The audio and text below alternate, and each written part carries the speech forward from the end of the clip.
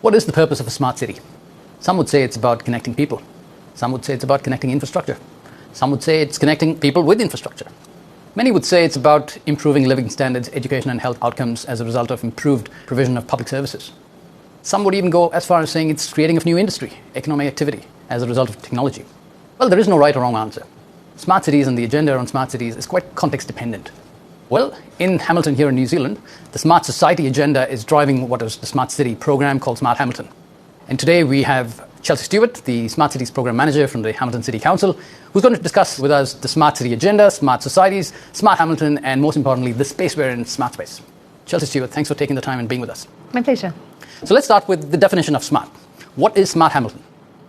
Yeah, so this has been an interesting journey for us. And when I took over the program, it was in place for maybe a year before I turned up, and it did have a smart city focus. And it took the normal definition of smart being about technology and data insight to improve the livability of a city for the people. We kind of stepped back from that a little bit and thought that was too limiting for us.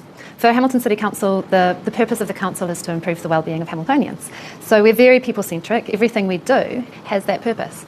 So we wanted to step back and think, okay, so what does smart mean in that context? And we found it very difficult to come down to one sentence that would define what is smart and what is not smart. So we came up with 4 what we call our tenets of smart, which are basically, if you're doing one or multiple of these things, we're going to consider that idea smart. And those things are being connected, which is connectivity in terms of information, systems, processes, data, but also people and communities. It's also about the freedom to dream, which is a really important one for us. So that one's more about becoming less risk-averse in our behaviour and being willing to trial things and test things, about thinking blue skies and not just repeating the same cycles of thinking that we do, really stepping outside the box and having that freedom to dream.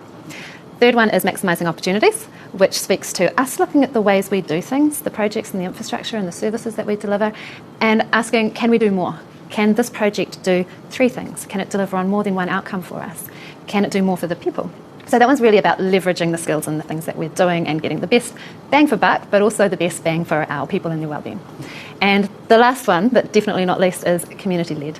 So that's about stepping away again from what might be perceived as a traditional local government stance of we're going to define what the problems are and dish out the solutions, and really putting the people at the centre and saying, can you guys define your priorities for us? Can you tell us what your challenges are? And can you work with us on developing those solutions and testing those outcomes? So that's what smart means to us, is the combination of those 4 ways of working. For us, it's a mindset, and it's about collaboration and innovation. How did you manage to get the community across or even engage with the community on this definition of smart?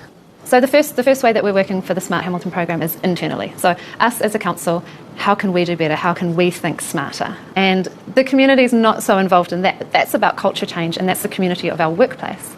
So there's quite a few things we're doing internally there. We're running innovation competitions. We've got our inspirational quotes. We're just slowly trying to turn the dial on how people think and letting them know that they have not only permission, but support to think differently and to act on those thoughts. The second one that we work at, the second level, is the community level. So that's where our projects, our infrastructure, our services touch the daily experiences that the people in our community have. So there's a number of ways that we're talking to people about smart there. We're not talking about Smart Hamilton, the concept, so much with them, but we're engaging with them on the way we're delivering smart. So that's involving people and stakeholders in our customer journey mappings. So if we're doing, for example, people who want to set up retail or hospitality industries, we're identifying the stakeholders who are involved in that process and saying, come on board and work with us. We're going to put you at the centre of this and you can tell us how we need to improve. The other one is the smart space. It's a very obvious way that we're trying to get people across the concept of smart and what we're trying to do with the Smart Hamilton program.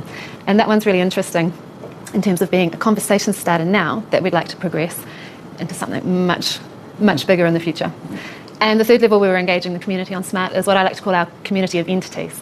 So those are the other organisations within Hamilton and the Waikato who have the ability to influence the well-being of Hamiltonians. So for us, we need to lift the well-being of Hamiltonians, but we're very aware that we can't lift all aspects of people's well-being. So we need to talk to our universities, we need to talk to our industry partners, our social enterprise sector, our DHBs, our police, all of these other organisations that have the ability to influence the well-being of people as well. So we're doing a lot of work engaging them on these tenets of smart and saying, this is the way that we want to work. Do you guys agree with connectivity? Do you want to work with us on maximising our opportunities? And trying to spread that philosophy of smart at that organisational level, see if we can't all do it together. Right. So working off the 3 levels of engagement that you just spoke about, let's tackle the first and the last one. So the first one was talking about smart in the context of the council itself and changing the dial and moving the dial a little bit in terms of changing thinking but also behaviour. And the last one you talked about was building that ecosystem where the well-being of Hamiltonians is front and centre. So how have you gone about, from a council's perspective, engaging with the innovation ecosystem and building those collaborations and partnerships? So one of the first things we did with the innovation ecosystem is we put out an invitation to a bunch of people we thought would be the right individuals within the right organisations. And these aren't necessarily the CEO or whoever's got the important role. It's the person with the right mindset. And we created an open invitation to join what we've called the Smart Collective, which includes all of those organisations that I mentioned before, a huge breadth of social but also private and commercial and academic institutions. Also our iwi partners, I should say too, philanthropic individuals. And we basically said, come together. We don't want anything from you as council. All we want to do is create a space for you to connect, which made everyone shuffle a little bit at the first meeting because they weren't quite sure what that meant. But again, it's creating an environment where people can talk to people who they don't normally cross paths with. They can share projects, they can learn new things about what's going on under their own noses that perhaps they can support. So that was kind of our first door opener, is let's just meet and mingle a little bit. And it's growing as more people add in and more people add in. And now after a year, we're starting to realise there's a penny dropping moment where people are seeing the actual breadth and depth of the ecosystem and saying, we need to do something with this. It's tricky to say that we actively did anything to drive the ecosystem activation.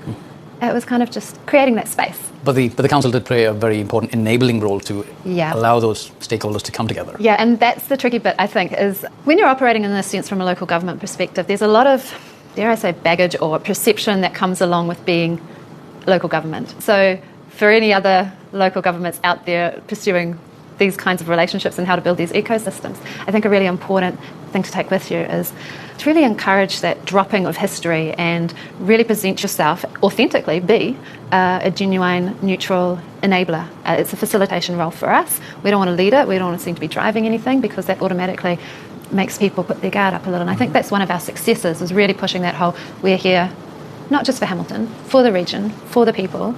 That is our interest.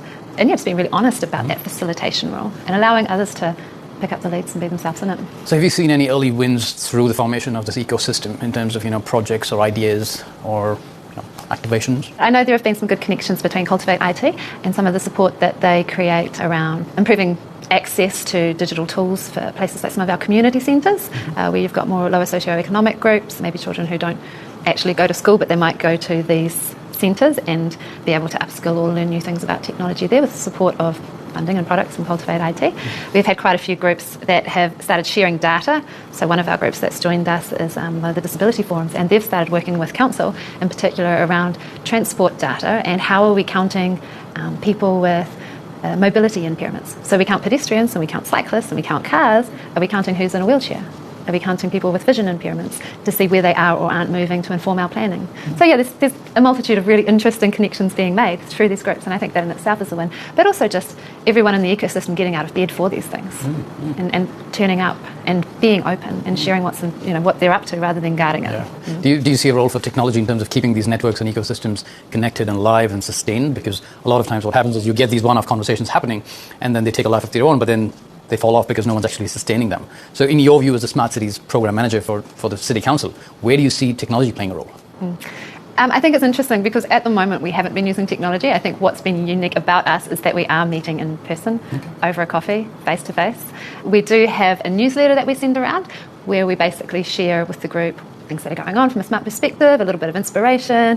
Maybe you might be interested in this, but an important part of that is what we call the marketplace, where members can put out a call for support or share a skill that they've got or a new service that they're doing, or if they're looking for a partner or some resource on something. So it's a little marketplace where members can talk to each other and say, I've got a gap here, or I've got something to add here, or let's use each other. Okay. A couple of last questions. So in terms of looking at what's happening outside of the Waikato region, domestically in New Zealand or internationally, are there showcase pieces, best practices that Hamilton's looking at closely in terms of lessons learned from other smart city programs? Yeah, it's interesting. So when I'm doing that, I tend to look for the bits that I'm interested in as opposed to a city in particular.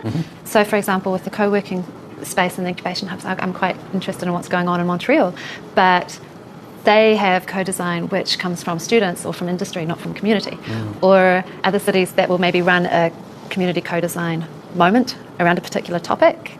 Of course, we work really closely with our other cities in New Zealand. We've got great relationships there, and if I have anything to say to other cities, it's really build those ties between your neighbours, your sister cities. I think it's really important before you start out on any of the smart city thing, or if you're already halfway down it, to pause and reflect on who you really are as a city, who the people really are, and yes, look to other cities and learn from other cities, but always do your own thing. So in a large perspective, I guess, on smart cities, it's very context dependent. What might work here in Hamilton might not necessarily work down in Christchurch or across in Sydney or in London and Tokyo. So it's very personal. So there is no right or wrong answer around smart cities and how these programs shape up. I don't think so at all. I think the only thing for me that is really central is really being true to your unique identity as a community. Fantastic.